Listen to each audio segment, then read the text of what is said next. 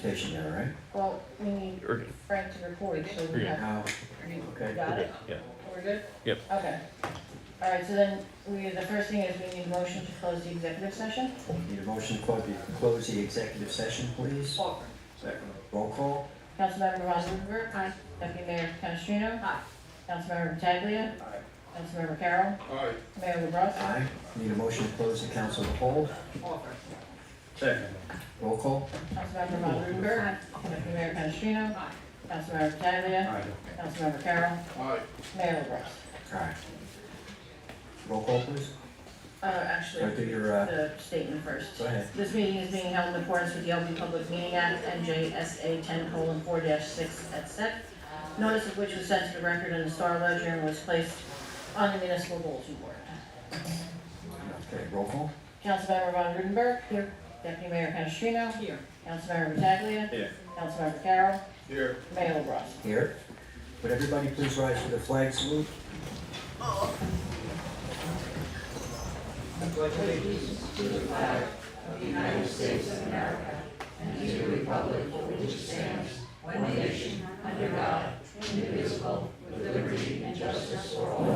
Thank you. I need a motion for the approval of the minutes of the regular town and executive meeting of April 7th, 2022. Is everybody here? Yes. Okay. Offer. Second. Roll call? Councilmember Von Rudenberg. Aye. Deputy Mayor Canestrino. Aye. Councilmember Pataglia. Aye. Councilmember Carroll. Aye. Mayor LaBrus. Aye. Okay, thank you. Before we start, turn it over to the city manager. I'm going to read a statement. Thank you everyone for coming tonight. Before we get started, I want to address what happened at the previous council meeting, when unfortunately we had to adjourn early due to violations of order. I want to be very clear about this. City council meetings are a public forum where residents need to have the opportunity to learn about what their local government is doing. That kind of transparency is critical, important to me, and to the entire council. In many ways, it's a large part of the reason that we're all ran for office in the first place.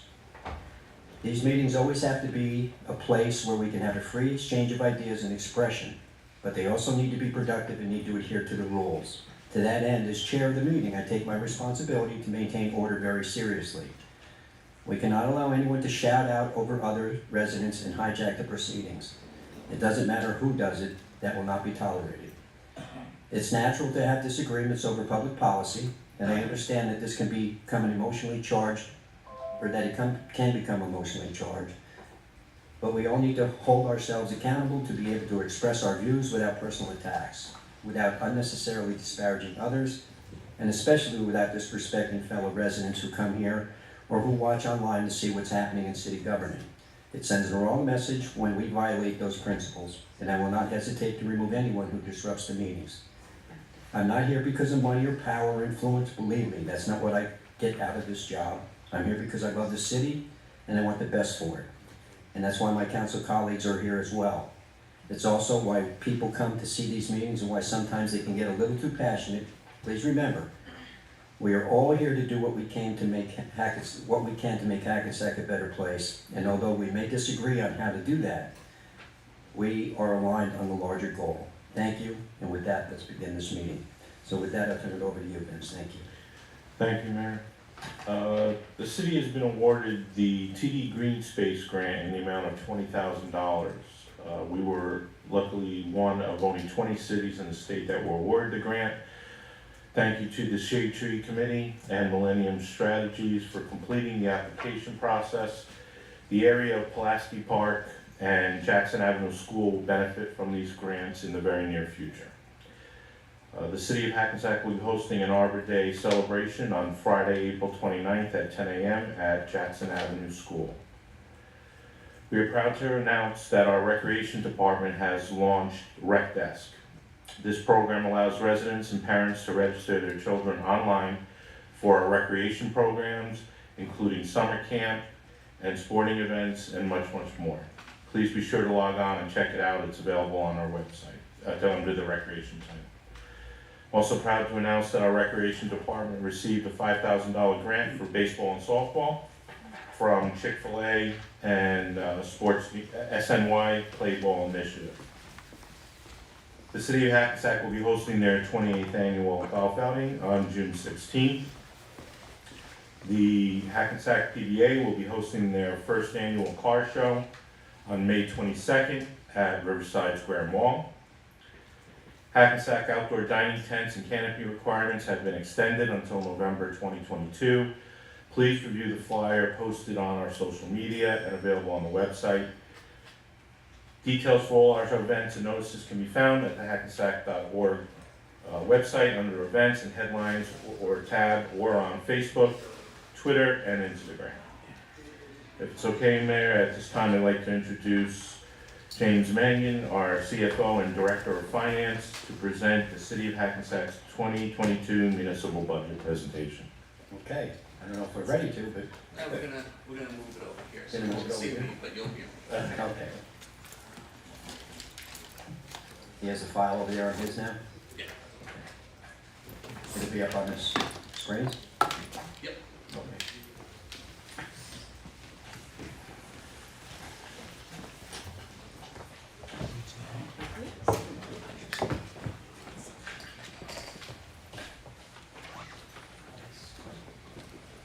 And just for the record tonight, this is just a overview of the budget presentation for this year's budget. There's no voting, no comments either on this. This is just a presentation. Of course, during your public comment, you're more than welcome to speak to it.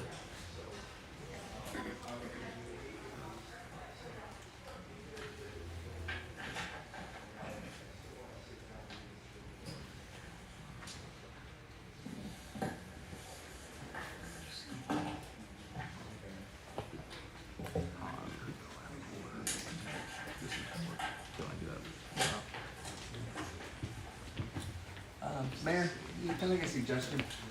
We just shuffle the agenda a little bit. Sure. And maybe you do the resolutions while we're working on this. Absolutely. This isn't the public hearing, which has to be at a specific time. It's a Right. presentation, It's a so it could be at any. Yep, Okay? absolutely. So we're gonna move forward with that. Something. Ready, Deb? Alright, Resolution 182-22.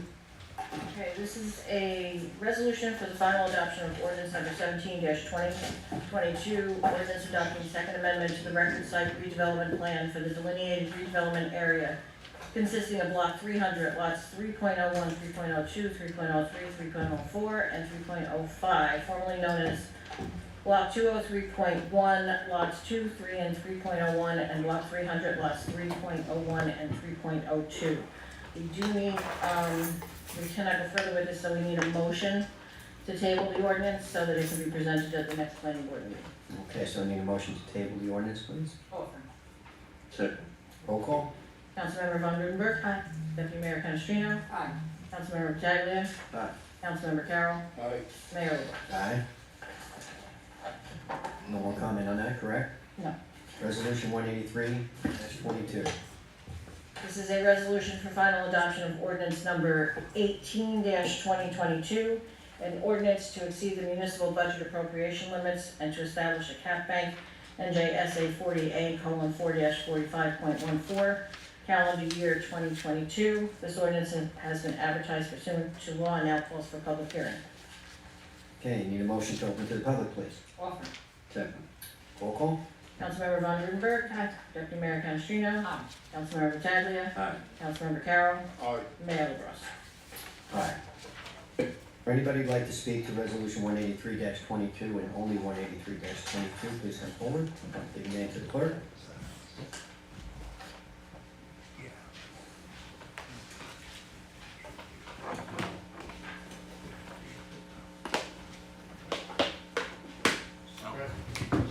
Wait a minute, still your mic. He stole the mic. We do have an extra one right there, Jim.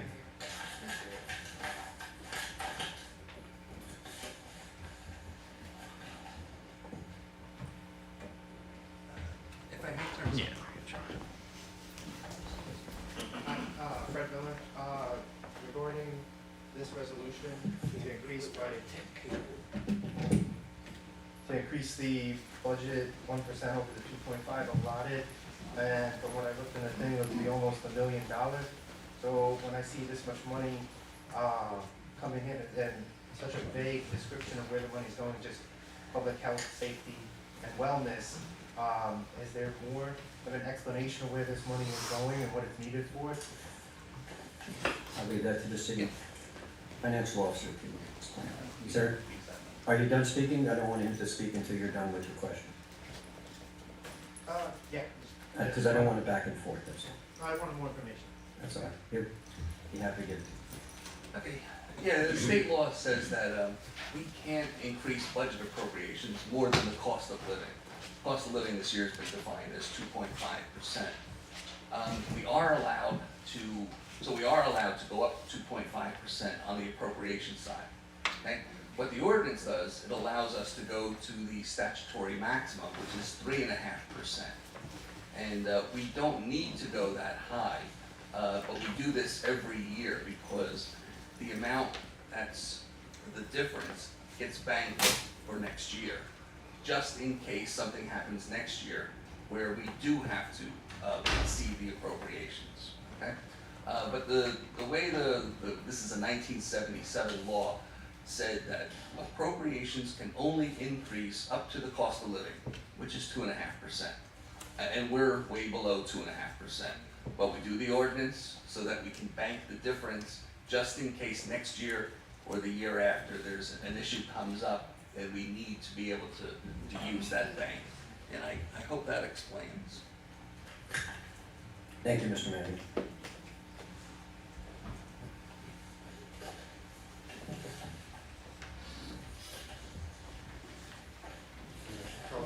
I just have one question, okay, we're talking about $1 million, okay, to increase it, where's it coming from?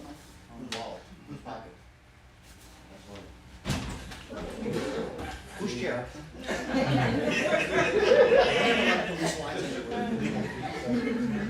Yeah, it's important to understand that we're not increasing it by $1 million. The budget is increased, okay? The $1 million that you're talking about is what we're banking for next year, okay? Or the following year if we have to, okay? I can't bank $1 million off my checking account. When we do the budget presentation, you'll see exactly where the increases are. There'll be a lot more detail.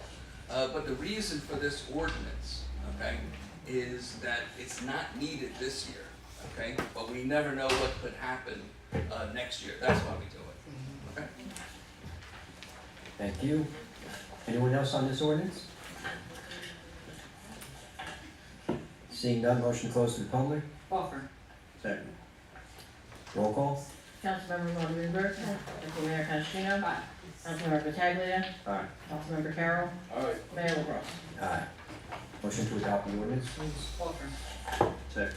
Roll call. Councilmember Von Rudenberg. Deputy Mayor Canestrino. Councilmember Pataglia. Aye. Councilmember Carroll. Mayor LaBrus. Aye. Be it resolved by the City Council of the City of Hackensack County of Bergen and State of New Jersey that ordinance number 18-2022 has passed its second and final reading and is hereby adopted. Hold on, okay. Sorry, thank you. Resolution 185-22, 184. 184-22.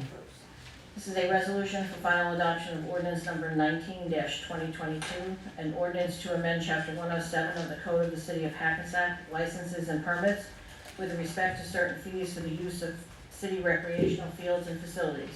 This ordinance has been advertised pursuant to law and now calls for public hearing. But we Yes. need to do, Yes, so if I may explain, so this ordinance updates and revises the fees for, rental of such things as soccer fields and football fields and so on and so forth.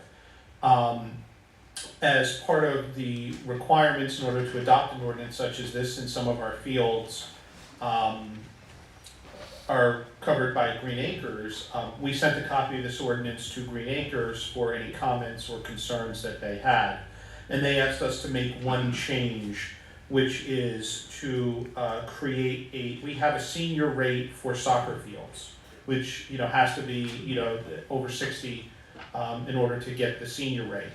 That's the only field that has a senior rate, and they said for that case, they asked us to adjust the non-resident rate to have a non-resident senior rate, and then they were okay with that. So this ordinance, as introduced, did not have a non-resident senior rate. We have since added a non-resident senior rate of $150 for 2 hours to rent the field. A non-resident rate is $225 to $300. In order for this to be adopted, you will first need to, I would say, and this is not, in my view, a substantive change, to be clear. I mean, it's one small part of this, it's one fee. It's not certainly making fees any higher for people that would say, hey, we're increasing the fees from what we originally proposed. So I'm giving you advice that you can adopt this tonight as a non-substantive change, but you do need to formally amend the ordinance, which would mean making a motion to amend the ordinance to add a $150 non-resident senior rate for soccer field rentals. And then if you make that amendment, then we can open it up to the public for the public hearing on the ordinance as amended, and then you can have a final vote. So all these rates existed already except for the senior. No, these rates have been, all of these rates have been changed, modified. They had not been changed in some time. So the Director of Recreation, along with the City Manager's Office, went back and they looked at, I believe, other municipalities, what they're charging, what the actual costs are to maintain fields and to provide the services that are necessary, and came up with an entirely new rate schedule for rental of pretty much all city facilities. So this is a pretty comprehensive ordinance covering, as I said, baseball fields, soccer fields, tournaments, tennis courts, rental of space at the M&M, volleyball, basketball courts. And again, this is not for city-sponsored programs. This is if you want to come in off the street and you want to rent our soccer field so that you can have a game, and it will be just reserved for you. That's what these charges are for. They're not for city-sponsored events or for people who are participating in city-sponsored events. It's for private rentals of city facilities, liability, all these other issues. So that's where this came from, and we sent it all to Green Acres, and this was the only comment they had out of all of the changes, was just this one small change. What is I just want to make sure that our children aren't getting bumped off fields. That's really the main thing. So That's a our priority. kids take priority. They take priority. And even the residents take priority. Yeah, we're not opening up fields to rental that weren't already available for rental if space was available. All we're doing is adjusting the fees that already existed in the city code to be more commensurate with the expense involved in providing these fields for. And the priority to use the field is the kids and the residents of the city, adults or seniors or whatever. The priority is the residents. This ordinance does not change that one bit. This is just a technical fee ordinance. There's a fee schedule in chapter 107 of the city code. It's an Excel spreadsheet. We're not even changing the ordinance itself, we're just changing the Excel spreadsheet that's attached to the In ordinance. other words, Most of these fees increase, Mayor, are a result of outside, not for-profit type organizations that, they're using our fields and taking money on it, and the city is footing the bill for maintenance and everything else. Okay. okay. Need a motion? So this is the motion to amend to make the change. Introduction. So need a motion to amend. Second. Roll call. Councilmember Von Rudenberg. Aye. Deputy Mayor Canestrino. Aye. Councilmember Battaglia. Aye. Councilmember Carroll. Aye. Mayor LaBrus. Aye. Now you need a motion to open to the public. Need a motion to open to the public on this ordinance and this ordinance only. Second. Roll call. Councilmember Von Rudenberg. Aye. Deputy Mayor Canestrino. Aye. Councilmember Battaglia. Aye. Councilmember Carroll. Aye. Mayor LaBrus. Aye. Anybody from the public would like to speak to this ordinance and this ordinance only, please come forward. Hi, good evening, Randy Glover, Hackensack. I need a little more clarity also. I'm with Leo. Now, how does this affect a resident that wants to rent the field? And is there any set fee? A couple of years ago, I did want to rent Puccini Park. And as you know, I've done things with the city in the past, but when it totaled out, it came to like $10,000, which didn't make sense. And, you know, they threw in all these fees where I'm paying a fee for vendors and then the city's getting a fee for vendors. It just seemed very prohibitive and it just didn't make sense. So is there any like form or any kind of standardized rate sheet that is available? Well, I will tell you, I mean, if you look, and this is online, this is the ordinance itself, and it doesn't cover the rental of an entire park facility. This is specifically limited to rental of a particular field. So it says, you know, for example, you know, right here, if you want to rent a soccer field and you are a resident who's a senior, it's $100 for 2 hours. If you are a resident who wants to rent it, it's $125 for 2 hours. I'm a resident, I'm a senior. Yeah. So you would get the And senior. I was gonna rent the baseball field. So if you're gonna rent a baseball field, the resident rate is $65 for 2 hours. So that $10,000 was like I couldn't, an anomaly? I couldn't tell you what that was for because it's not covered by this. That was something different, when they used to get a Fushini part, like the Columbia organization or whatever, they used to go all these vendors and they used to charge $1,000 a piece. So, if you're gonna run an event like that, you're gonna need police, you need some people to clean the park after they finish, right? That still doesn't, you're saying someone's charging $1,000 for a vendor. I wasn't charging $1,000 No, for the a only vendor. thing that you You're used to trying, charge, the only thing Leo, that you used to charge. you're All advertising right, costs. no, we Yeah, go back. exactly. We're not going back and forth. Right. No, it's only to clean. In the middle of an ordinance. The only thing they used to charge was to clean the parks, Mm-hmm. the time for the police, right? And that was it. DP, but that's not what the sheet said. Because what you're saying is just police and But DPW. we're going That's back, understandable. That was so it. we're not gonna go back and argue about something that happened. Right, here. so- That's good. Okay, We so need what to find I'm out just from the city saying, John, manager what it would cost to Yeah. rent Fashini Park, but I will say this. yeah, The city of Hackensack got stuck with over a $30,000 bill between the Colombian and Bolivian festivals that were held there, because the amount of money it cost between, security, cleanup, fire inspections for the food trucks, it was on and on and on, they never paid the bill, and it was, that may have had something to do with maybe how. but that's a huge. And I'm not saying that would happen with you. Right, exactly, I've worked with you guys before, you already know. It's a different era, we need to, and that was before this council was even here that happened.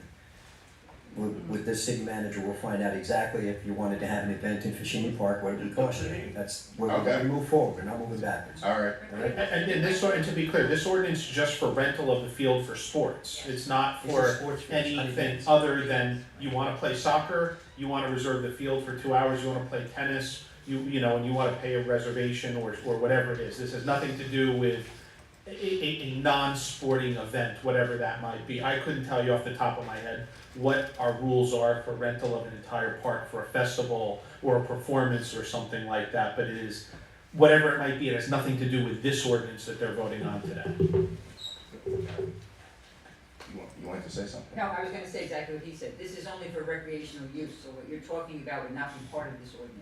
Okay, and it's only a part of the park, it's not the whole park. Yeah, it's a field, you know, there's various, To use to play a sport, not to have vendors and food trucks, or, it's just come in and play a game and go home. That's it. like a club team, if a club That's soccer what team this wanted to ordinance come is in. about. Okay, because the field is only used besides the sports. That's it. Yeah, thanks. That's all we're talking about right now. Okay, thank you. I need a clarification, we might already have, probably have one. So anything that's non-personal use of a resident or non-resident, if they wanna get 2 baseball fields, it's that price. If it's a for-profit organization, quote unquote, somebody mentioned that while we were talking, I believe it was you. That comes in a whole different category. That's correct, there's a club Like a rate, permit yeah. to have it, and then they, They you guys pay a higher negotiate a amount. total, but they have to have, how many, what's the lead time? Because obviously, you know, they could tie up, That's they could set tie by up the field for a weekend. Sure, that's set by. They have to check with the superintendent of recreation. But They have what to is the make lead sure time? that the kids from the city, they're not using the field. It's a field, it's free, I then it's. understand That's what all. you're saying, but what is the lead time? That's all available Oh. on, the new program that we put in place. They got a schedule. It has a schedule, you can see a calendar and see what's So it's rented, open. what's not rented, what's available, what's not available. They understand what you're saying. I mean, so they can come to you tomorrow and say, I want to use it this weekend, it's available, they can take it. Absolutely. They gotta check it out. So don't worry about it. If it's available, they can If take it. it's available, they can take And there's a it. whole different permit structure for that, and cost structure. Yeah. And this ordinance lays it all out, and I'm sure this ordinance will be taken and put on the website, so you'll be able to see. Well, I spent a good amount of time looking at 123 pages about tonight, so. Good for you. Why you Gotcha. gonna check? So, I'll look at it later. Thank you. Anybody else want to speak to this ordinance and this ordinance only? Seeing no one from the public, motion to close the public, Offer. Check. roll call. Councilmember Von Rudenberg. Deputy Mayor Canestrino. Aye. Councilmember Pataglia. Aye. Councilmember Carroll. Aye. Mayor LaBrus. Aye. Resolution 185-22. Mayor, you need Sorry. to, a Motion to to adopt. adopt the ordinance. Sorry. Offer. Second. Councilmember Von Rudenberg. Deputy Mayor Canestrino. Aye. Councilmember Pataglia. Aye. Councilmember Carroll. Aye. Mayor LaBrus. Aye. Be it resolved by the City Council of the City of Hackensack County of Bergen and State of New Jersey that ordinance number 19-2022 has passed its second and final reading and is hereby adopted. Thank you. Resolution 185-22. This is a resolution for the introduction of ordinance number 20-2022, an ordinance to amend chapter 175 zoning of the Code of the City of Hackensack with respect to cannabis cultivator licenses available pursuant to the New Jersey Cannabis Regulatory Enforcement Assistance and Marketplace Modernization Act. Need a motion, please? Offer. Second. Roll call. Councilmember Von Rudenberg. Aye. Deputy Mayor Canestrino. Aye. Councilmember Pataglia. Abstain. Councilmember Carroll. Aye. Mayor LaBrus. Aye. Be it resolved that the above ordinance being ordinance 20-2022 is introduced is now passed on first reading. And that said ordinance shall be considered for final passage at a meeting to be held on May 24th, 2022 at 8:00 p.m. or as soon thereafter as the matter can be reached at the regular meeting place of the City Council. And at such time and place, all persons interested be given an opportunity to be heard concerning said ordinance, and that the city clerk be and she is hereby authorized and directed to publish said ordinance according to law with the notice of its introduction and passage on first reading and of the time and place when and where said ordinance will be further considered for final passage. And please make sure this gets to the planning board, the referral. Ready? Mhm. Resolution 186-22.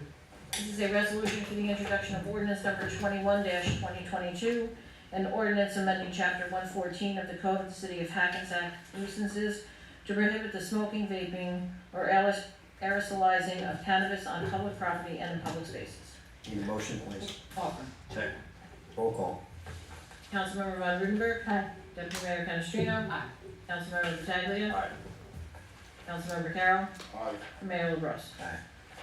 Be resolved that the above ordinance being ordinance 21-2022 as introduced is now passed on first reading, and that said ordinance shall be considered for final passage at a meeting to be held on May 10th, 2022 at 8:00 p.m. or as soon thereafter as the matter can be reached at the regular meeting place of the City Council, and at such time and place as all persons interested be given an opportunity to be heard concerning said ordinance, and that the city clerk be and she is hereby authorized and directed to publish said ordinance according to law with a notice of its introduction and passage on first reading and of the time and place when and where said ordinance will be further considered for final passage.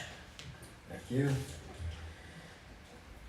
Resolution 187-22. This is a resolution for the introduction of ordinance number 22-2022, an ordinance to amend chapter 94 of the Code of the City of Hackensack gardeners, landscapers, horticulturists, and snow removal business to further regulate landscapers within the city. Need a motion, please? Offer. Second. Roll call. Councilmember Von Rudenberg. Aye. Deputy Mayor Canestrino. Aye. Councilmember Pataglia. Aye. Councilmember Carroll. Aye. Mayor LaBrus. Aye. Be it resolved that the above ordinance being ordinance 22-2022 is introduced is now passed on first reading, and that said ordinance shall be considered for final passage at a meeting to be held on May 10th, 2022 at 8:00 p.m. or as soon thereafter as the matter can be reached at the regular meeting place of the City Council, and at such time and place all persons interested be given an opportunity to be heard concerning said ordinance, and that the city clerk be and she is hereby authorized and directed to publish said ordinance according to law with a notice of its introduction and passage on first reading of the time and place when and where said ordinance will be further considered for final passage. Thank you. Resolution 188-22. This is a resolution for introduction of ordinance number 23-2022, An ordinance adopting 360 Main Street YMCA redevelopment plan for the delineated redevelopment area consisting of block 402, lots 12, 16.01, and 16.02. Need a motion? Offer. Second. Roll call?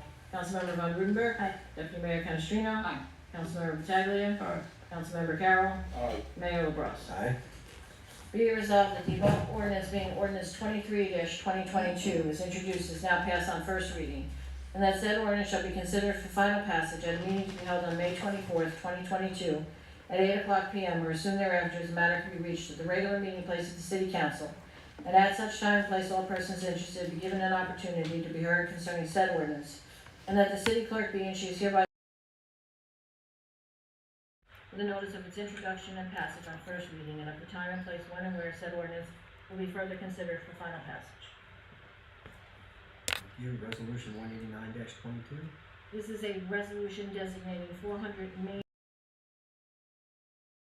as a redeveloper of block 403, lots 1, 2, 3, 4, 5, 6, 11, 12, 13, 15, and 16, 400 Main Street, and authorizing entry into redevelopment agreement. Need a motion, please? Offer.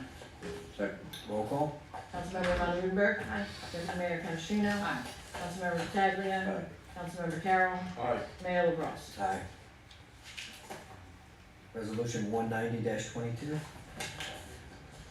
This is a resolution for the introduction of ordinance number 24-2022, an ordinance authorizing financial agreement for market rate rental apartment and retail project to be constructed upon block 403, lots 1, 2, 3, 4, 5, 6, 10.01, 10.02, 10.03, 11, 12, 13, 15, and 16, 400 Main Street, by 400 Main Urban Renewal LLC, an urban renewal entity pursuant to the long-term tax exemption law NJSA 40A:20-1 et sec. Need a motion, please? Offer. Second. Roll call? Councilmember Von Rudenberg. Deputy Mayor Canestrino. Aye. Councilmember Pataglia. Aye.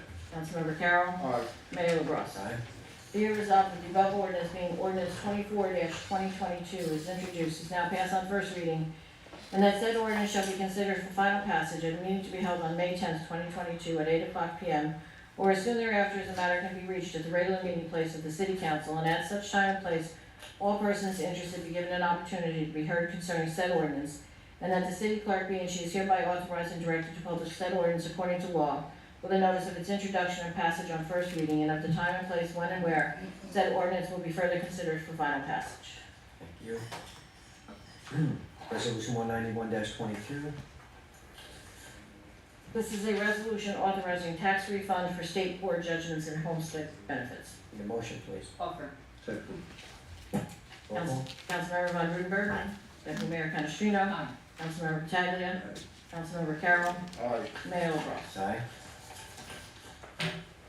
Resolution 192-22. This is a resolution authorizing rateable to exemption for 45460 River Street, block 402, lot 2, for 2021 tax year. Need a motion, please? Offer. Second. Roll call? Councilmember Von Rudenberg. Deputy Mayor Canestrino. Aye. Councilmember Pataglia. Aye. Councilmember Carroll. Aye. Mayor LaBrus. Aye. Resolution 193-22. This is a resolution authorizing release of escrow for various properties. Need a motion, please? Offer. Second. Roll call? Councilmember Von Rudenberg.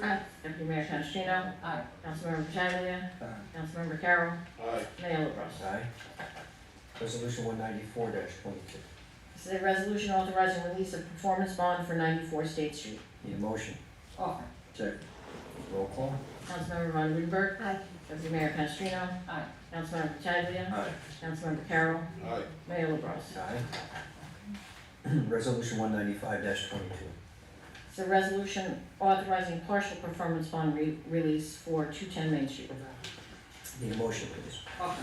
Second. Roll call? Councilmember Von Rudenberg. Deputy Mayor Canestrino. Aye. Councilmember Pataglia. Aye. Councilmember Carroll. Aye. Mayor LaBrus. Aye. Resolution 196-23.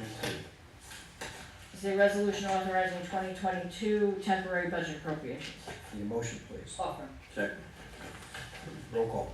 Councilmember Von Rudenberg. Aye. Deputy Mayor Canestrino. Aye. Councilmember Pataglia. Aye. Councilmember Carroll. Aye. Mayor LaBrus. Aye.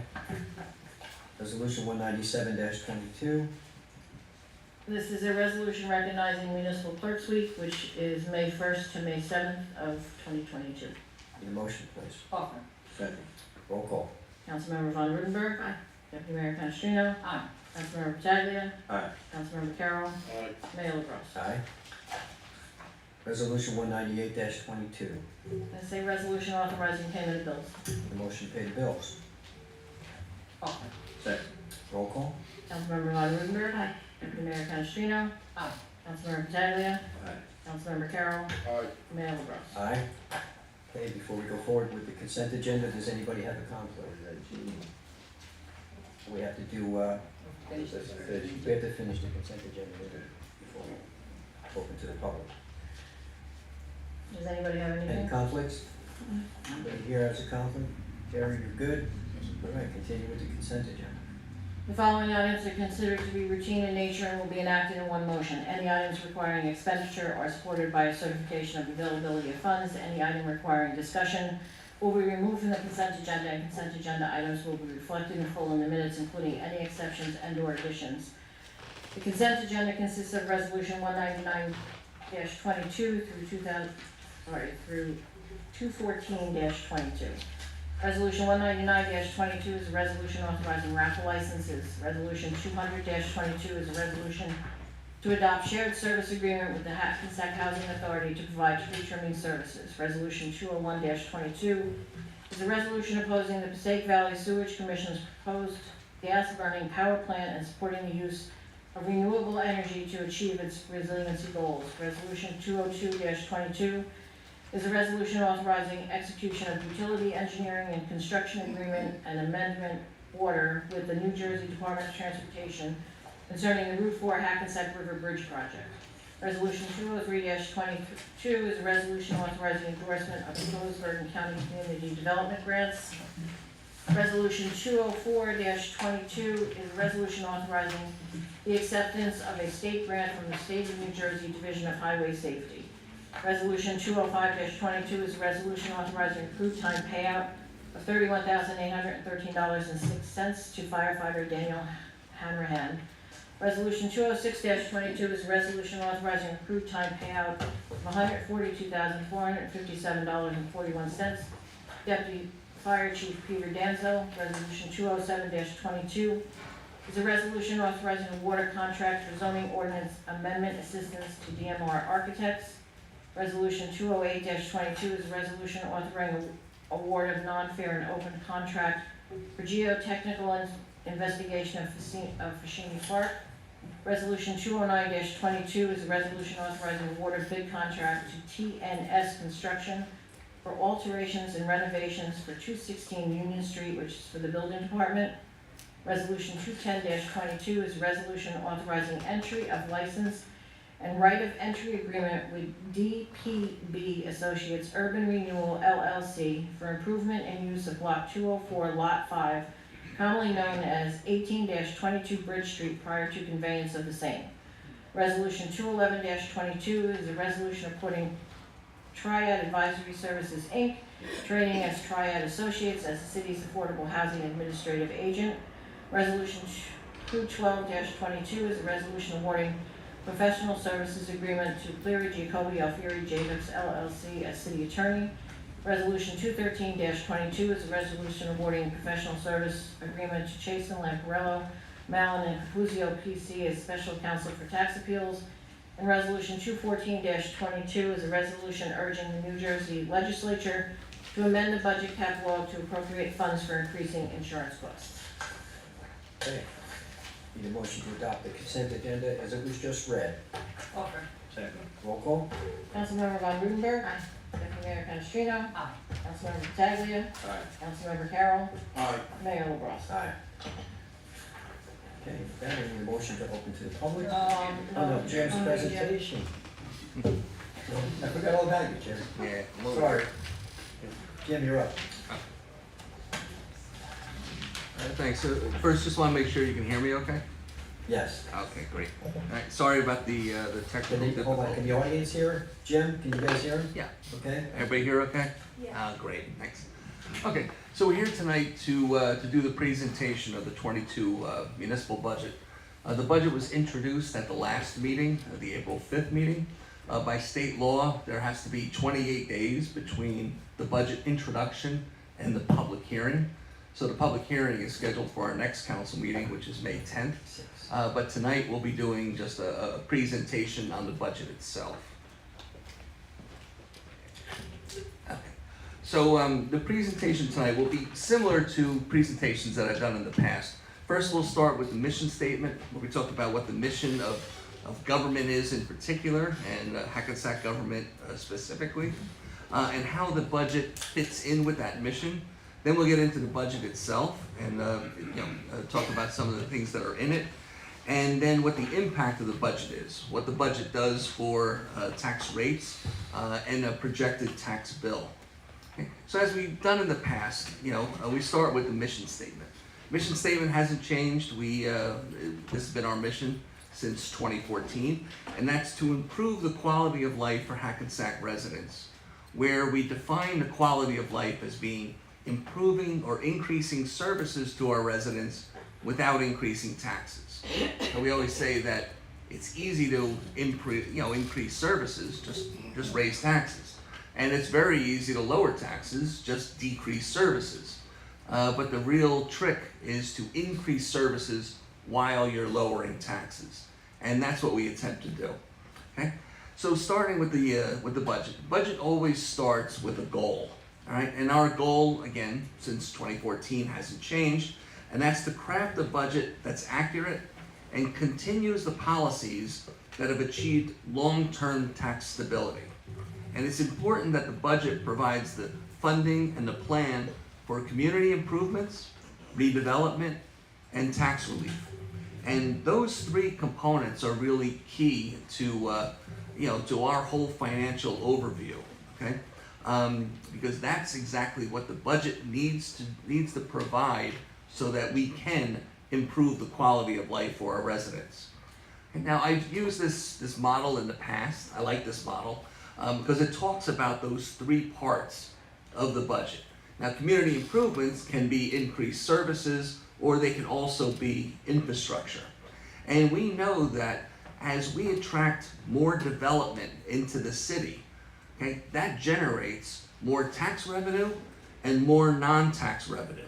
And the more tax revenue and non-tax revenue that brings in, then we're able to provide tax relief to our citizens, and we're able to invest more in our infrastructure, sewer projects, road projects, things like that. And as we do that, as we provide more tax relief, and as we improve our infrastructure, it brings in more development, okay? And then the cycle continues again. And all of this is how we improve the quality of life. Again, quality of life being increasing service to the community without increasing taxes. Okay, so now, speaking about the budget specifically, okay, our 2022 municipal budget is $115 million, $134,855. Okay, that is a spending increase from last year of $3.6 million. And I'll be the first to admit, that is a sizable increase. That's one of the biggest spending increases of this administration. Okay? It's an increase in spending of 3.3%, and that needs to be explained. So if we have a spending increase of $3.6 million, what's driving that? What's causing that $3.6 million increase? Well, first and foremost is our budget for the reserve for tax appeals. That's up $2 million. Now, I'll talk more about tax appeals in a minute, but just know that $2 million of the $3.6 million increase is the reserve for tax appeals. Then we've got the employer bill for our employees' pensions. That's up by over $1 million. Okay, those two items alone, a little more than $3 million of a $3.6 million increase. The entire rest of the budget is only $600,000. Or said another way, if it wasn't for these increases in the reserve for tax appeals and the pension bill, our spending increase actually would have been 0.6%. Okay? Now, getting back to the tax appeals, all right? And tax appeals are very important in Hackensack, and one of the things you have to realize is that when we took on the tax appeal issue back in 2014, when we had a liability of $30 million, we owed $30 million in tax appeal refunds to Hackensack taxpayers. And we had a two-part plan to attack that. One was, how do we fund $30 million? And then the other part of the plan was, how do we stop the tax appeals, or at least slow the tax appeals coming down? But when we did that, we understood that we were never going to eliminate tax appeals. That's not happening. Hackensack is just too big. Our plan back in 2014 was to make the tax appeals manageable. We still pay out tax appeals, but we've always been able to manage them. And the financing that we did, was over, the last tranche of the financing was done in 2017. And in the 4 years since then, we've averaged paying out about $1.6 million in tax appeal refunds. Sounds like a lot of money, but that's very manageable, okay?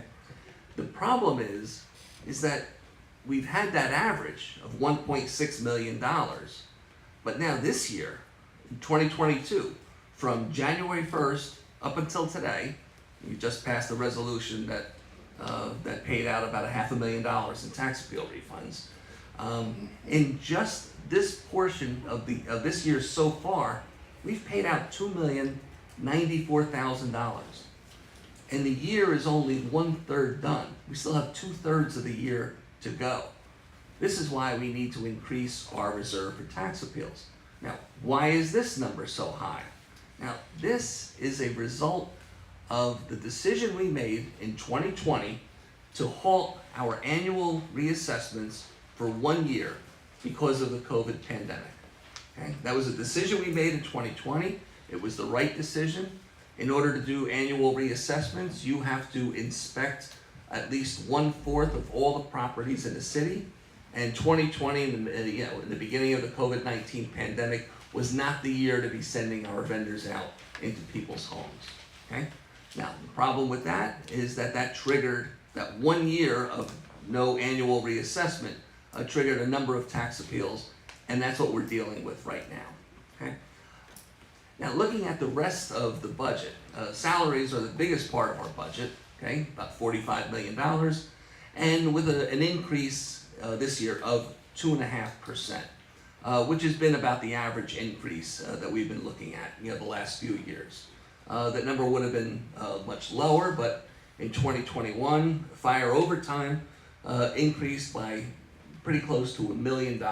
We budgeted $800,000. We incurred costs of $1.7 million in fire overtime. Also in 2021, early 2021, we ratified the new police contract. And the new police contract, up until ever since about 2015, all the police contracts had what's called a frozen guide, meaning that the steps on the salary guide never changed. In the new contract, the steps of the salary guide change in 2022, and then they're frozen again. So when we ratified that contract, we knew there was going to be an increase in police salaries in 2022. Next part of the budget is the department other expenses. And this is the part that we have the most control over. Now, a 4.3% increase is a large increase, okay? But the reason for that is that in 2021, in the middle of the pandemic, we eliminated a lot of items in the budget that we knew weren't going to happen. We knew we weren't doing fireworks, so we took fireworks out of the budget. Things like that then have to get put back in. So while 4.3 is a large percentage increase, it's understandable. Next part of the budget is insurance. Now, our insurance budget is $22 million. And there's a 2% increase, $444,000. But you have to take that apart to look at exactly what's happening there. And within insurance, we see health benefits are up $665,000 or 3.7%. Coming off a pandemic, that's not horrible. That's actually pretty good. But workers' comp, on the other hand, is up 44% over last year. Last year, our workers' comp claims skyrocketed, almost entirely because of COVID. Okay, but that's something that we have to deal with this year. So those two items alone, right there, is $1.1 million, which is a sizable increase. However, the third component of insurance are our general liability claims. Now, these claims have been trending down every year for the last few years, way down in 2021, to the point where we can actually cut that budget by $700,000. So while we've got a $1.1 million increase in health benefits and workers' comp, we've got a $700,000 decrease in general liability. So an increase in insurance of $444,000 is a very modest increase. Next item in the budget is pension and statutory expenses. Statutory expenses, just so you know, are Social Security, Medicare, unemployment, those things that we have to pay. And as I said earlier, pensions are up a little more than $1 million. One of the big drivers of our spending increase. This is because last year, the legislature changed the formula for the employer bill. And we now actually pay, for police and fire, we pay 33.25% of the salaries of police and fire gets paid by us, by the city, into the pension system. And that's in addition to the 10% that come right out of our police and firemen's paychecks. You know? And still, the New Jersey pension system is still not in good shape. Okay, so what all of this means is an increase to our tax levy of $2.5 million. Okay, now, you've heard the old adage, you know, we've got some good news, we got some bad news. And whenever you hear that, you know, the next line you always hear is, well, you know, give me the bad news first, okay? Well, this 2.98% increase to the levy is the bad news. This is for this administration, this is a fairly large increase to the levy. This is our largest increase since 2015. Keep in mind, you know, there was no increase to the levy in 2019, no levy increase in 2020, and actually a drop of about $900,000 in 2021. This is the bad news part of the budget, okay? And then if we look at, this is a chart we look at every year that shows the percentage increase in the tax levy. Now the dotted line in 2015 represents several things. That's the year we did our first citywide reassessment to get tax appeals under control. That's the year that we implemented a number of our fiscal policies to get our financial house in order. That's the year when the redevelopment policies that were adopted by this administration in the second half of 2013 and 2014 really started to come to fruition. 2015 was really a pivotal year for the city. Since then, we see that the increase to the tax levy slowly gone down, and to the point where there's no increase in 2019, 2020, and a decrease in 21. But then we're up almost 3% in this year. Again, that's the bad news part of the budget. Okay? The good news part of the budget is that even with that increase to the levy, our projected municipal tax rate has gone way, way down in 2022. From 1.5% last year, all the way down to a projected tax rate of 1.27. That is a huge decrease in the tax rate. Okay? The reason for that is that since we resumed doing annual reassessments, total assessments in the city are way, way up.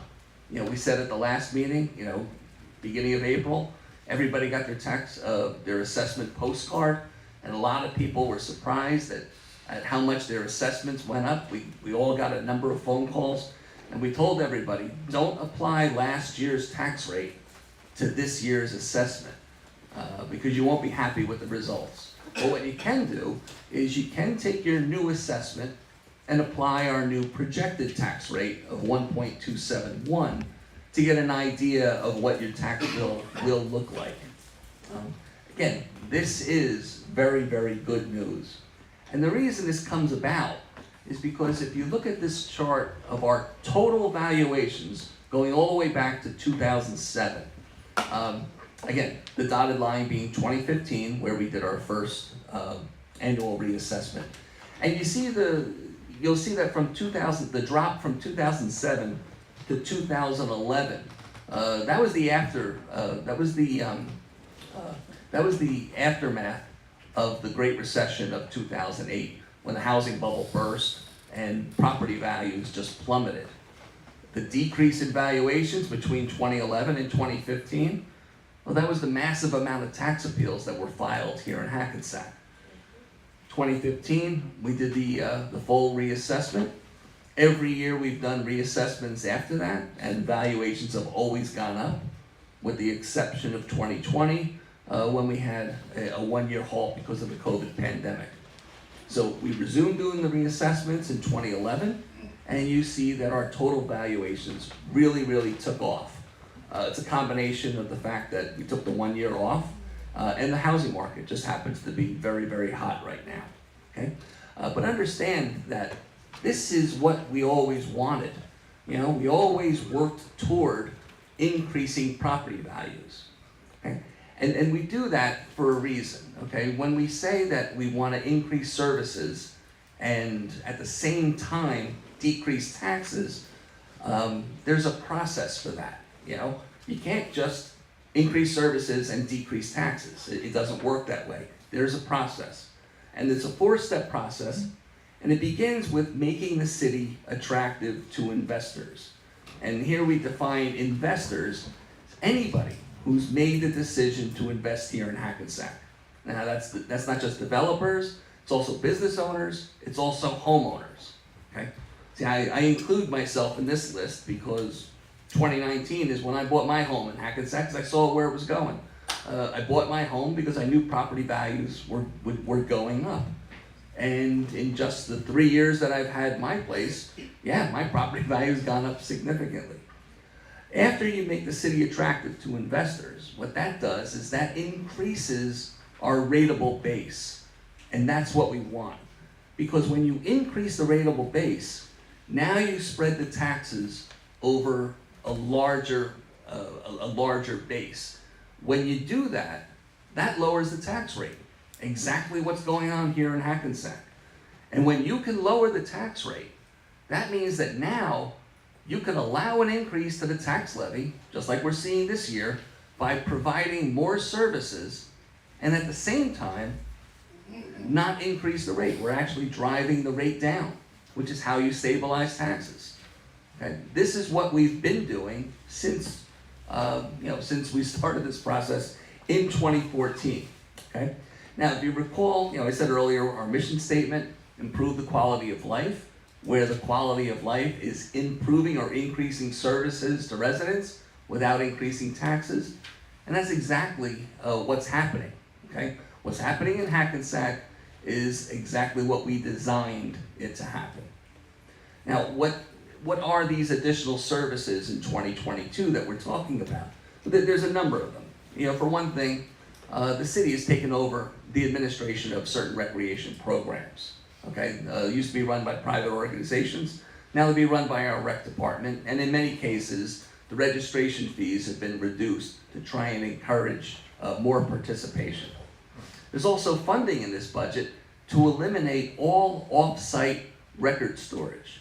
We pay a lot of money to store our records off-site. We pay even more money when we have to have those records retrieved. So we put money into this budget to finally, once and for all, pull all of our records off-site and have them here in Hackensack facilities. The budget includes our continued support of the Hackensack Performing Arts Center.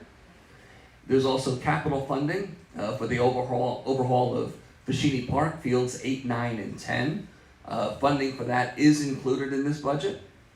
There's grant funding in this budget for traffic signal improvements. We're going to replace the traffic signals at certain intersections, particularly the ones that are very close proximity to schools. And finally, the budget includes $1 million in stimulus funds, given to us through the American Rescue Plan.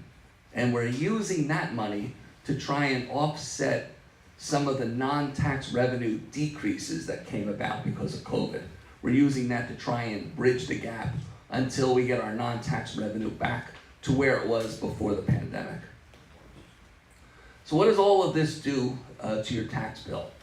Okay. Well, in 2021, the average home in Hackensack was assessed at about $261,000. Because assessments are up citywide, the average home in Hackensack is now worth assessed at $312,000. So if you had the average home in Hackensack last year in 2021, your tax bill was $8,775. That's your actual bill. That same home, with the increased assessment in 2022, and this is based on projections, I'm projecting the tax bill will be $8,755. Or said another way, in 2022, the average home in Hackensack will see a projected tax decrease of $20.82.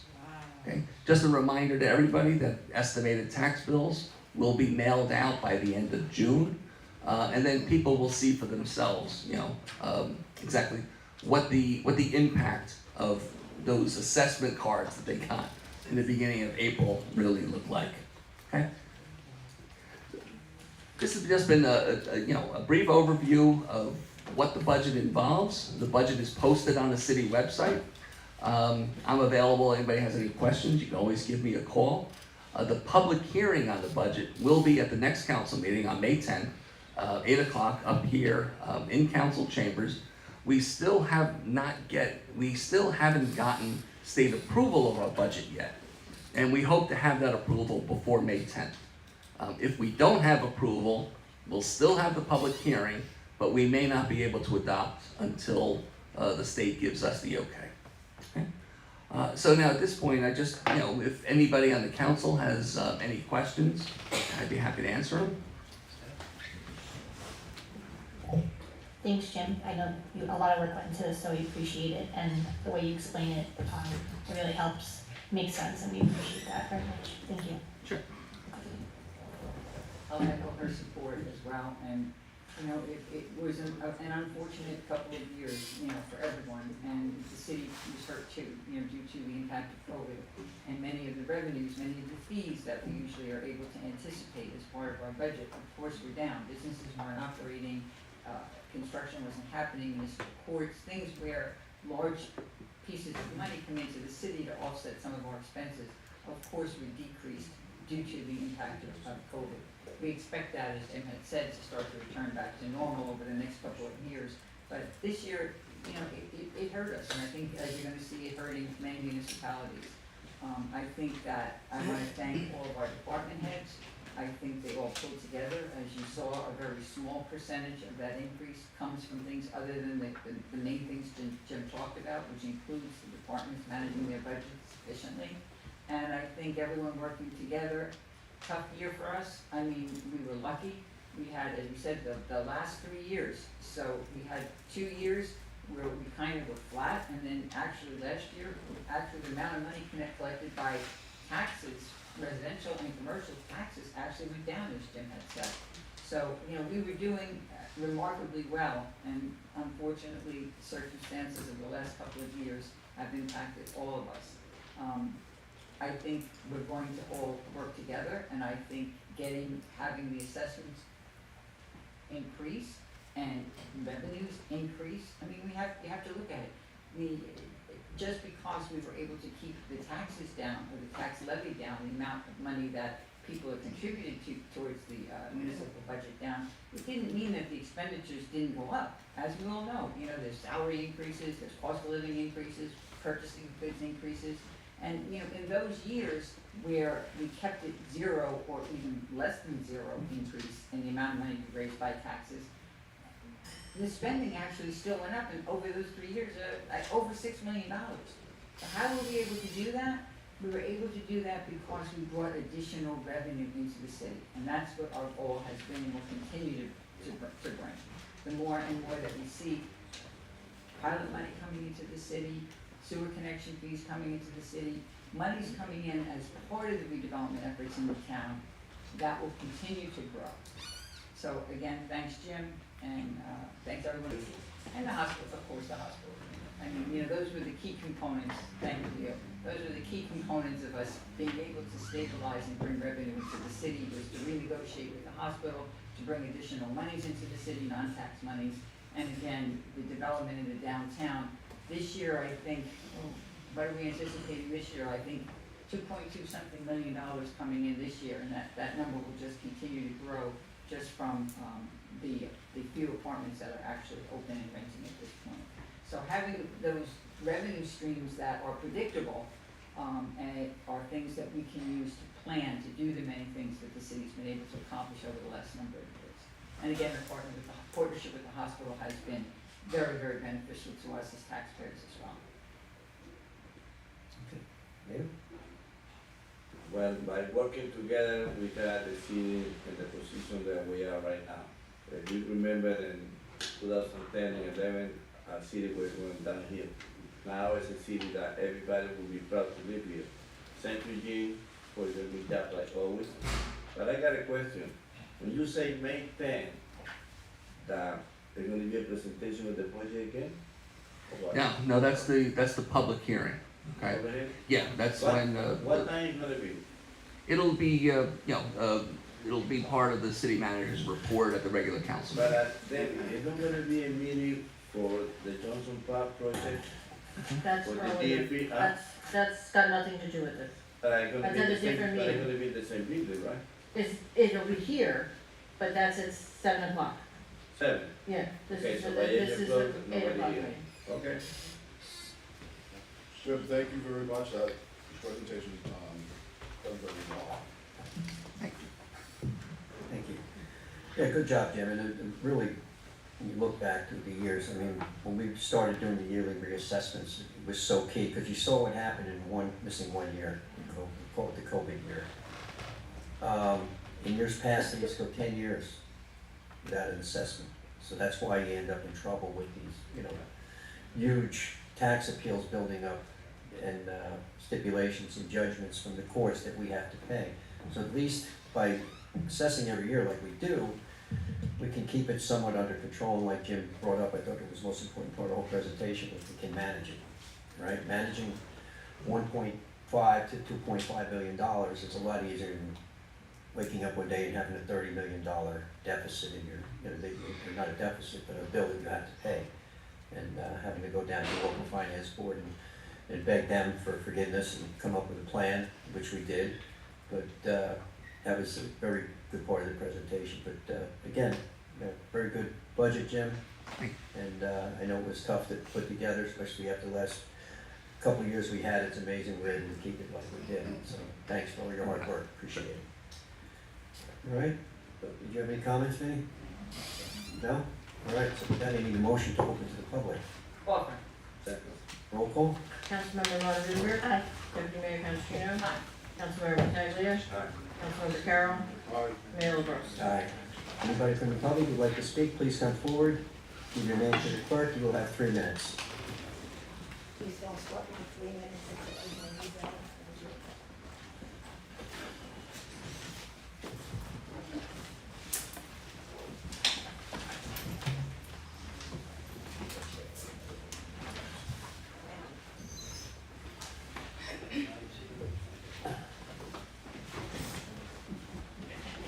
Those are questions that are gonna be asked, and I know many times you say, get your ask all the answer them at the end, so we're giving you some of those questions now.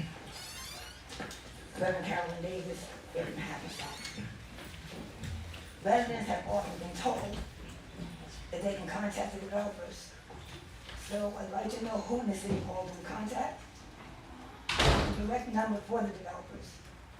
Is that the city manager's office or the redevelopment director? I have one statement. Regarding your initial comments, Mayor.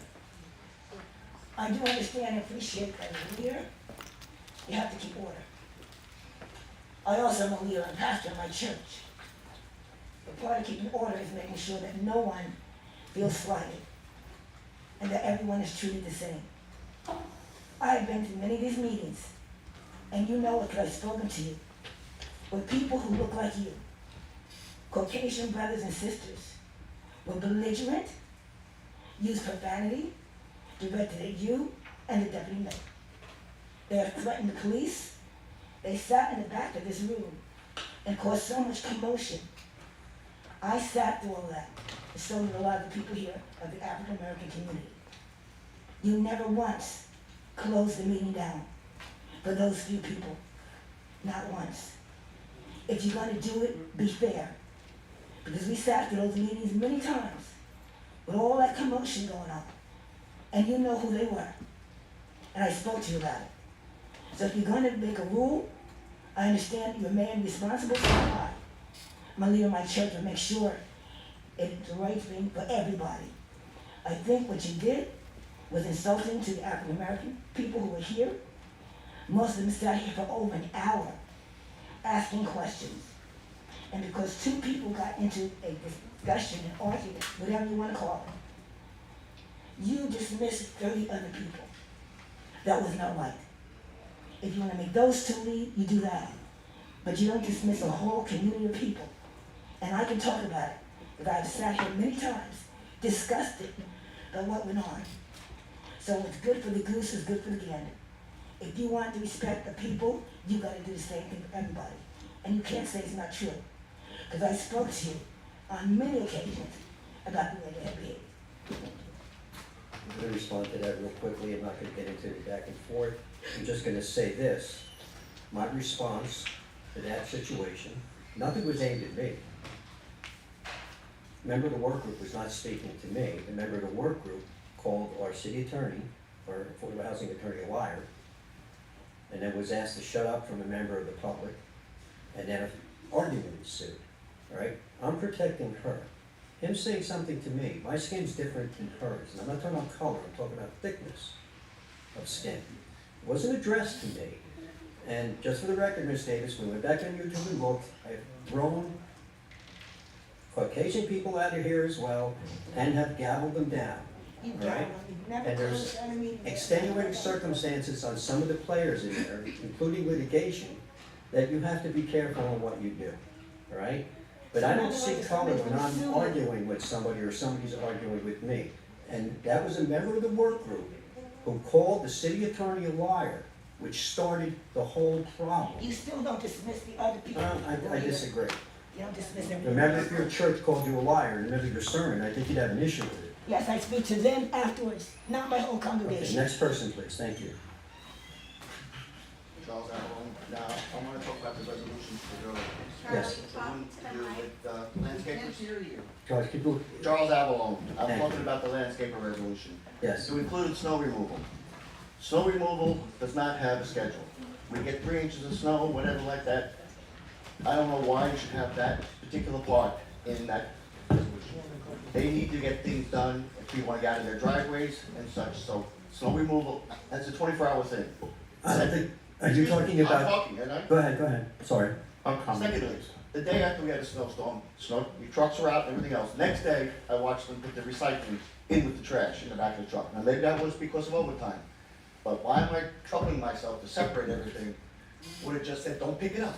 But they told them both, all the recycling in the same truck with Big Blue. That seemed a total waste of energy on my part, a total waste of revenue on the city's part. Now, I said, the idea, you had from 8:30 in the morning to 8 o'clock at night for landscapers. You included snow removal. Snow removal is a 24-hour thing. So I think that should be ruled for that resolution. That's incorrect. Chapter 94 covers a whole bunch of issues, including gardeners, landscapers, horticulturists, and snow removal businesses. That has been in place since, I think, probably long before any of these people sat on this governing body. The amendment is a small change, and if you look, the changes to section 94-9, regulations specific to landscaping. It has nothing whatsoever to do with snow removal. No, it does not. That's not correct. That is not correct. If you look at the code, there is a provision regarding snow removal in chapter 94, but it is not being amended by this ordinance. By a commercial, people that do landscaping in the winter, they do plowing.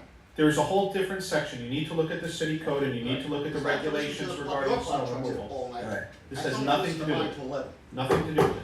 let's try not to go back and forth, gentlemen, please. Well, that's what you keep saying, but it keeps happening, so I'm just trying to understand the resolution. So He's you're just trying to saying- say, we didn't change the snow removal, it was Well, already in maybe, place. well, I haven't been to a meeting. So then that's something we can look at and possibly amend. Yeah, I think. If that you is call the because city manager's snowstorms can office. be, you wanna get out of your driveway after the plows have plowed in 4 foot of snow behind you, how you gonna get out if it's an emergency? That's all I'm trying to say is that snow removal is a whole not a typical thing with noise from blowers and lawnmowers. And they don't really make that much noise, but your garbage trucks make a whole bunch of noise when they're straight from the street. My bedroom's in front of my house, so I hear them. Okay? Now, I don't think we were talking about the budget, but there was one thing I would like to say to John, I believe. The assessment of the town, total assessment of the town helps you decide what revenue pays the bills. So if your house is average and everybody else's house is average, there's no increase in taxes. If your assessment is above average, you're gonna pay more. If below average, you're gonna pay less. So that doesn't mean squat to me, unless it's gone up, everybody's house went up 20%, tax rate stays the same, the taxes stay the same. If your house went up 40%, you're gonna pay more. So I'm just trying to say, it's not as cut and dry as you said. If you've done some development in your house, replace a bathroom, a kitchen, your value is gonna go up higher than the average person.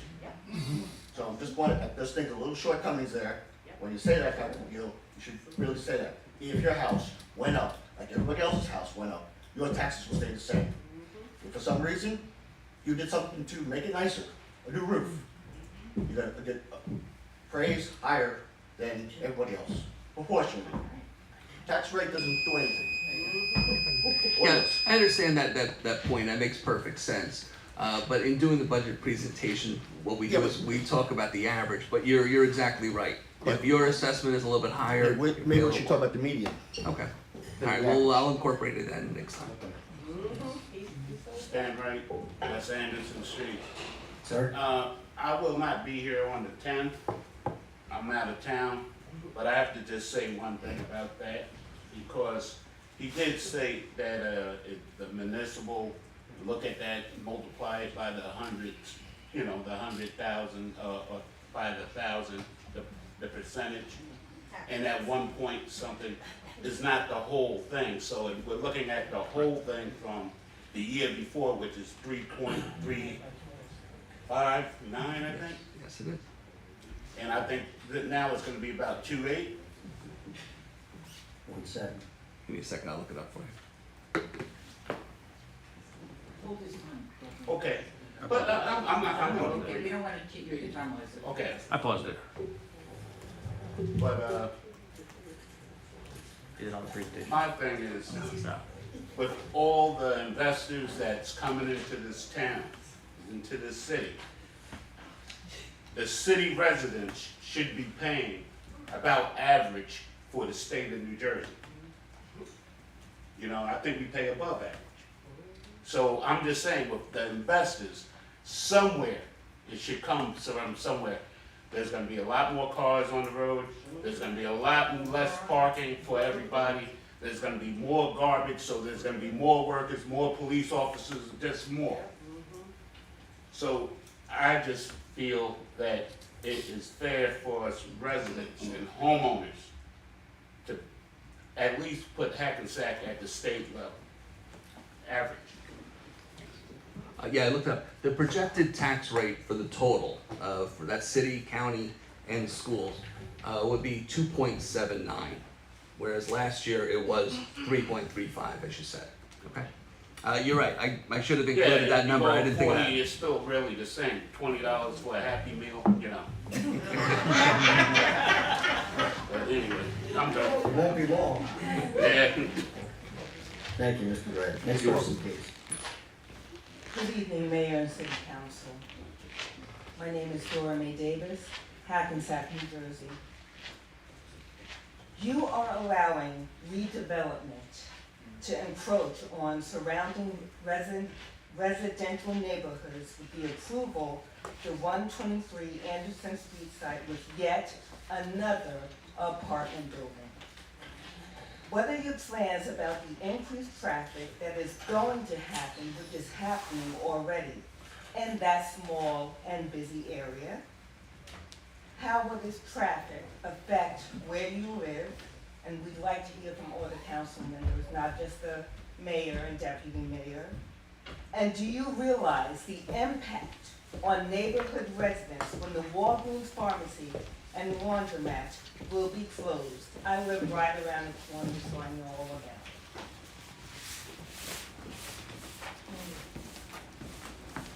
it. Good evening, Blanche Stewart, Hackensack. I have two questions, all include the inclusionary zoning ordinance. We know that 60 additional housing units was all that was required to meet your affordable housing requirement.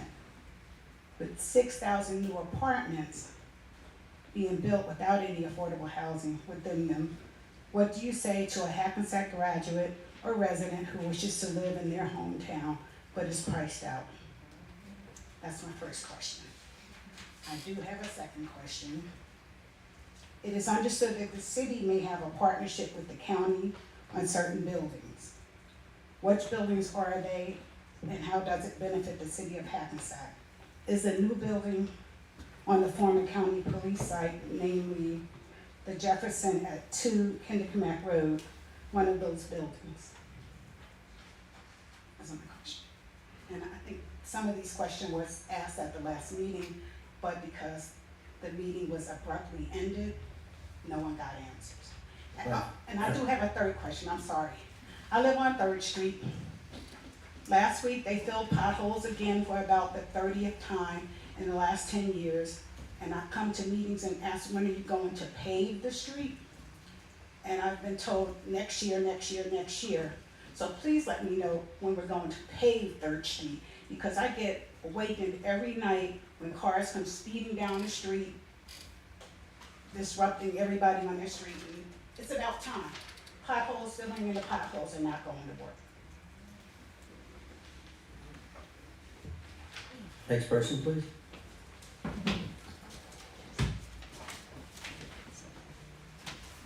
Bridget Rucker. First, I'm gonna say, Mayor, you always holler about respect. Respect is earned, honesty is appreciated, trust is gained, loyalty is returned. You get none of this at this time because you don't respect the community. Your honesty is dishonest. There is no trust. And loyalty we cannot have if you cannot be honest. My first question, will you adopt a 20% citywide IZO with residential preference for the Hackensack residents? That's a yes or a no question. Other towns like Teaneck, Paramus have IZOs. Why shouldn't the county seat adopt an IZO? Did the 2009 master plan have affordable housing in it for the Main Street area? If so, when was the decision to eliminate affordable housing from that master plan? Please make sure you answer what year that actually happened in. Thank you. Next, please. Deborah Keelan Geddes, Hackensack.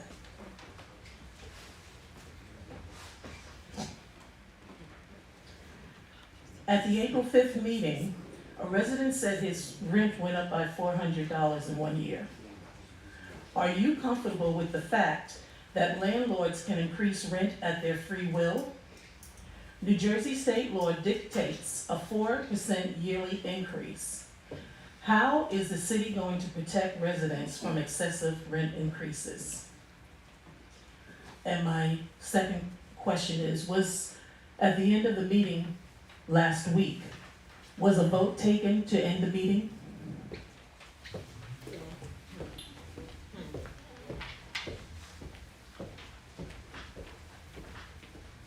Next person, please. Hi, City Council, my name is Sonia Thomas. three questions. In the mic. I'm sorry. You could pull the mic down. Hold the mic down. It'll go down. There you go. Can you guys hear me now? Yes. Okay. So I was actually here at the last city hall meeting, and I had brought up the question about wind stabilization as well. And I believe, Mayor, you had said that the wind stabilization that we do have in place was on buildings prior to 1988, and it was because of the state mandate. My question is, what do you, why can't an ordinance be adopted from the city of Hackensack for rent stabilization? And also, I believe the state mandates 4%. Why can't the city of Hackensack mandate 4% as well? Steve? I'm not familiar with any state mandate regarding a maximum 4% increase Stop the clock. Stop the clock. Stop the All right. relating to a 4%. I'm sorry, are you done there? I'll wait till you're done. No, I have two other questions. All right. but- I'll wait. Oh, okay. Go back. All right, my next question is that the Affordable Housing Trust Fund is designed for money to be set aside to build affordable housing. Since no buildings have been built as of yet, please give the public an accounting of how that money has been used to date and how much is left or how much is currently in that fund. And my third question is, you had mentioned about the hospital. I would like to know how much does the hospital pay towards any taxes every year? And also, there was, for parking, I noticed all these buildings going up for the Hackensack Medical Center. What about parking for the residents? Because there was parking put aside in that parking facility. And I want to know if that's being increased. Or if not, where are we supposed to park when we go to visit people in the hospital? Thank you. Okay, next person, please. Good evening, my name is Helen Franklin, I'm Hackensack, New Jersey. My question's a little off from the meeting, but it goes along with what everyone is saying. I'm a crossing guard on Passaic and Clarendon. I've been there 4 years, and when I first started, it was kind of rough, but every day it gets worse with the traffic. The traffic now. But when you start bringing more people into town, it's going to even get worse. I have students who are short, I'm short, and I kind of taught the kids to wait, do not go out in the street until I tell you to come across. I have, you can stand out there, it's like 2 or 3 times a week, the cars do not stop. But luckily, I taught the kids, do not step out until I tell you. I've been there, the car has stopped on my left for the kids to cross. The cars come around. But luckily, like I said, I trained the kids do not want to go out there. I feel that as far as a crossing guard, we do not have the respect. And we're there to protect the children, but we want to be protected too. I'm asking the council board some way that between in August, have signs, we have enough bulletin boards to put out there that 7:30 to 9, be careful, the children are crossing. We're there 2:30 to 4. You have to put something to scare people that if you hit these kids or hit the crossing guard, you're going to pay for it. But they feel that nothing's going to happen to them. Now, we were taught, Officer Matthew Jacobson is my supervisor. Anything we ask, he's always there. But he can't be there all the time. I'm very concerned about what's going on out here in the street. And I get nervous, but like I said, I watch these cars, but they come from Passaic Street. I mean, they're flying. I had one guy stop them. He said, "What did you stop me for?" I said, "I'm crossing these kids." "Oh, you shouldn't stop me." But I'm just asking you, could you put something on the bulletin board, anything, to let the people know to June, these kids in the crossing guards, we're out there to protect their children. But we cannot do it by ourselves. We need some help. Because I don't feel as a crossing guard as we're being respected. It's like we're there for nothing. But if we don't protect these kids, let's do it now before somebody really gets hurt. Oh shoot, I need 3 more minutes. But anyway. I'm gonna say this to the city manager, because that's a mid-block crosswalk, there's no stop sign or anything, right? They don't care. Even No, but I'm saying you have no protection as far as no, stop even signs the or anything. lights. Some of the crossing guards I talk to, they don't even stop with the lights. Why don't we have traffic division, where we have school crosswalks specifically, where we have crossing guards that are mid-block like that, to get the LED pedestrian crossing signs. That will help, that's like she said, bulletin board, but that's a non-stop blinking board, because it works pretty good on Thompson. Okay. All right, we'll look into it. Sir? Morning. Fred Miller. 3 things I wanted to ask. Looking at the docket prior to the meeting, the YMCA plan for the building there was 20-something pages, 30-something pages. It was there, but looking at my phone now, it's not in the docket. If we could get access to that again or repost it on the city website, I'd appreciate it. And then going through it the other night, it mentioned traffic studies, and I was curious to what that said, and it involved River Street, Passaic Street, Main Street, and looking at that thing, I didn't see any changes. So when you have a possibility of 400 units and that much more traffic, I'm curious about turn lanes and so on and so forth. So, and the other thing is related to the budget. Can I ask a question about the budget? There was an example, personal home example, but I'm curious if you could do a similar example for commercial, like a commercial business, to see how their tax rate's gonna increase and change. That's what I wanted to know. I don't need any more time. Thank you. Thank you. Next person, please. Good evening, on the Post. I keep hearing that the developments are bringing in revenue, and I would like to know, for the record, how much revenue have we received so far from the developments, and where exactly is that money being spent specifically? I would also like to know if, in the budget presentation, can we show that last slide that you have that breaks it down from last year to this year? Can we also see previous years, like maybe the past 5 years? Is that possible? I know it's extra work on you. And those are my questions. I'm gonna leave that up to Jim, but thank you. If you want, Mayor, I can answer real quick. Sure. All of the budget presentations are on the city's website. This presentation tonight is not on it yet. It will be on tomorrow. But the comparison that Frank is putting up in a minute, I did the same thing last year, and I believe I did it the year before. Okay. So you could see that on the city website, you know, or you can always give me a call and I can look it up. Okay, thank you. Ma'am? Good evening, Don West, Union Street. So I have a couple of concerns. I feel like I'm late to the party as far as the conversation about the development. There's just so much.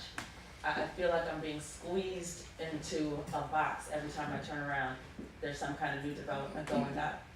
My concern is also, with all the questions that have already been asked about the quality of these developments. I live down the street from Lightbridge Academy, which was closed, and it says that it is an unsafe structure, which went up kind of quickly. I do know of people who live in buildings like Avalon and others that went up quickly and have nonstop issues. So my concern, if you're going to put these buildings up, what is the quality of them? Are we just putting them up like these cookie cutter or quickly so that we can get them up and then people will continue to have problems? And if you're a renter, you really have no recourse anyway, except that you're waiting for the landlord to come and fix whatever. My second thing is the mention of houses, and I think it's wonderful, but I don't think any of you live near downtown or this area where all the development is taking place. If I'm correct, I'm not sure. I don't know your addresses. My concern is that as you continue to do this, you are not allowing us that are going to be renters or whatever to provide generational wealth for our children.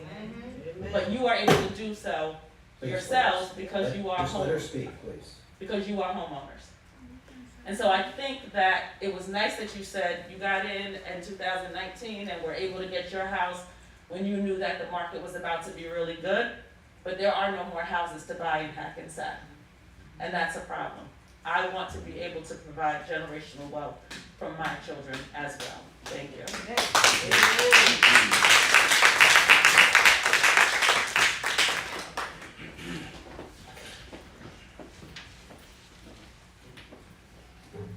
Sir? Good evening, Marty Smith, Prospect Avenue. I'm a member of the Condo Co-op Multi-Unit Rental Buildings Advisory Board.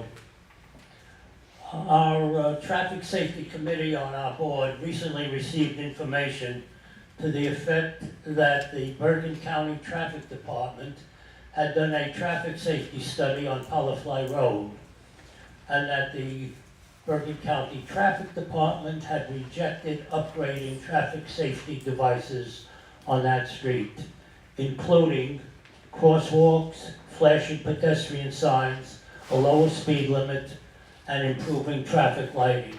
I wonder, Mr. Caruso, can you verify if that is the case? That is the case. Did the Bergen County Traffic Department ever submit a detailed report to any part of the city administration listing why they rejected upgrades to Powerfly Road, which we consider to be the most dangerous street in Hackensack? Not that I'm aware of, but I will check. I will check and I'll get back. Okay. And while we're on Powerfly Road, I'd like to bring this to your attention. The intersection of Powerfly Road and Essex Street currently has 3 lanes of traffic for northbound traffic. The curbside lane is a right turn lane. The middle lane is a straight through lane onto First Street, and the interior lane is a straight through and left turn lane, meaning that 2 lanes of traffic currently are permitted to proceed onto First Street, which is half the width of Powerfly Road and cannot accommodate more than 1 lane of traffic. We had this situation recently on Prospect Avenue and Passaic Street, where we had a merge point on the north side of Passaic Street, which we eliminated by putting in a dedicated left-hand lane, which is working very well. We also have this problem at the intersection of Summit Avenue and Essex Street for northbound traffic, where we currently have the right lane as a right turn lane and straight through lane, and the middle lane is straight through lane, with the interior lane a dedicated left turn lane. We cannot accommodate 2 lanes of traffic to a merge point, which makes those streets more dangerous. I think action has to be taken place. My other question is Powerfly Road strictly under county jurisdiction?